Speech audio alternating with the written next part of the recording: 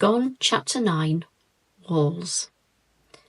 It sounded like a scratch at first, a scratch that became a definite knocking, faint but audible. It sounded like it was coming from the heating pipes.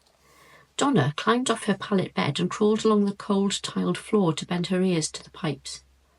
She listened for several seconds before calling, her cheek to the cold, rusty metal pipe. "Hello? Hello? Can you hear me?" She listened, holding her breath, biting her lip. A scraping sound vibrated the pipe against her ear. She heard a muffled male voice. She thought she heard excitement in the hesitant words. "Hello? Who's there?" "Donna. My name is Donna. Who are you? I've been kidnapped and brought here against my will.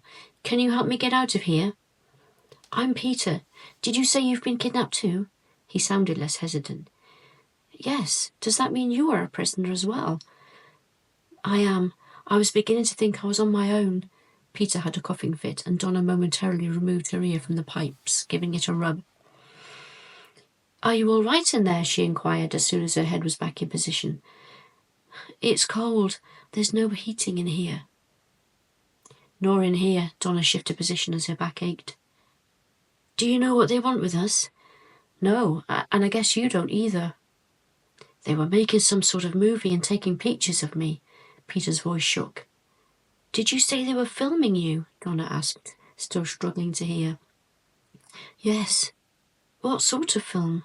Donna swallowed hard, her heart thudding. She had to get out of here. "I don't know.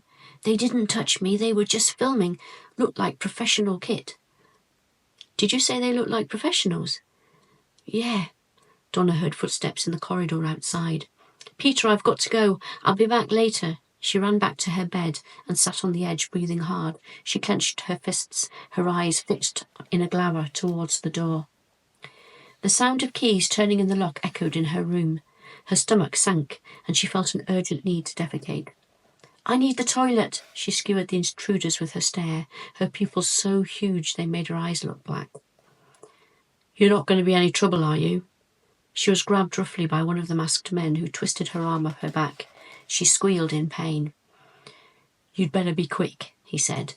"We have important work for you." She gulped. Her throat was dry. It hurt. There were no more words. She was pushed, half dragged along the corridor to a small cubicle which she was rammed into. They kept the door open. "Shut the door," she said in a hoarse voice, and when they didn't respond, added a reluctant, "Please?" She might as well not have bothered. They did not shut the door. However, she need not have worried. They talked in hushed tones amongst themselves, not paying her any particular attention. This left her both relieved and afraid.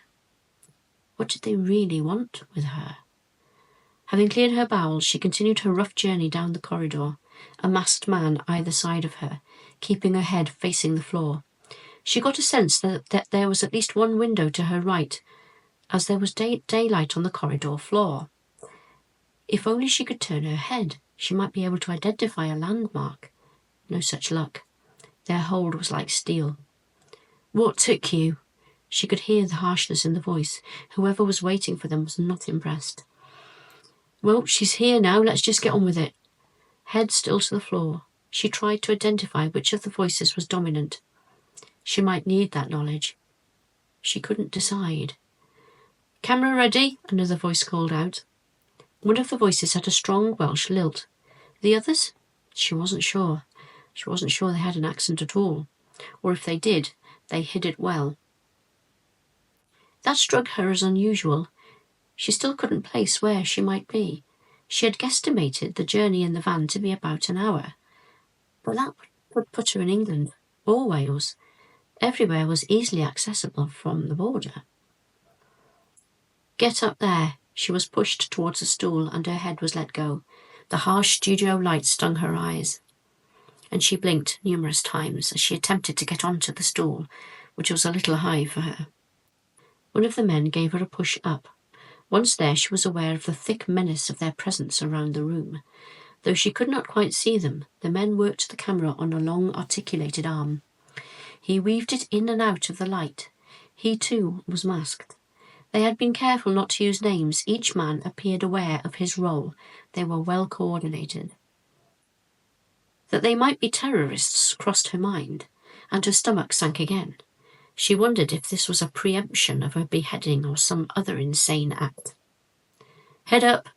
The order rang out like a gunshot, and she jumped, her heart smashing the blood relentlessly through herself. She felt faint and thought at any moment she might throw up. "Turn your head to the left, now to the right." Out of left field, a hand clashed against her jaw. She screamed, her own hand flying to cradle the hurt. Hot tears coursed down her cheeks. "Good," the cameraman continued to move the camera in and around. "That is very good. Exactly what I wanted to capture." At that moment, her tears dried up. If it was tears they wanted, she would make sure they didn't get any. Her jaw throbbed, but she jutted it out.